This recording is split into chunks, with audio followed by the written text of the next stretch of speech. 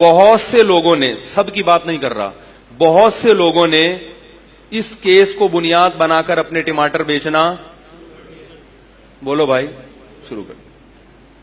آپ نے دیکھا ہوگا ہم جب لانگ روٹ پہ پہلے بس میں جب جایا کرتے تھے تو بس میں پہلے ایک آدمی کھڑا ہوتا تھا, وہ نماز کے فضائل بیان کرتا تھا.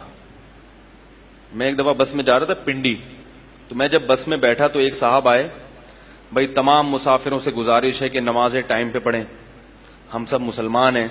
میں نے کہا دیکھو اس مسافروں کو بہت اچھی نصیحت کر رہا ہے, کیونکہ سفر میں اکثر لوگ نماز کیا کرتے ہیں, کافی اچھی نصیحت کی. سب جب اس کی طرف کان لگا کر سننے لگے تو پھر اس نے کہا کہ یہ چورن ہے ہاضمے کے لیے, بولو بھائی, بہت اچھا, گلے کو صاف کرتا ہے, ہاضمے کو درست کرتا ہے, جگر کے نظام کو بہتر بناتا ہے.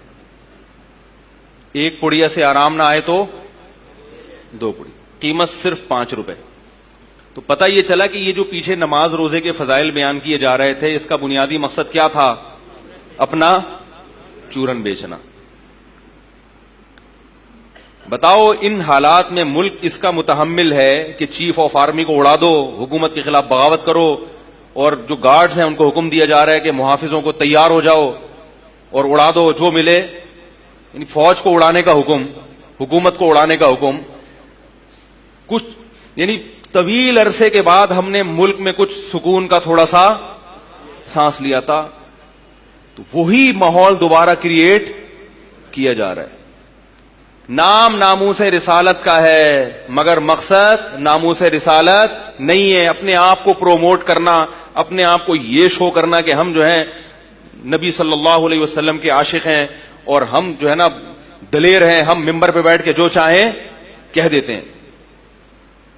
اس وقت جس نے اپنے آپ کو مشہور کرانا ہوتا ہے نا, ممبر پہ بیٹھ کے فوج کو گالیاں دینا شروع کر دیتا ہے وہ, جس سے اس کو حق پرستی کا لوگ کیا خطاب دیتے ہیں لوگ اس کو, حق پرستی کا. یہ ہے اہل حق جو کسی سے نہیں ڈرتا.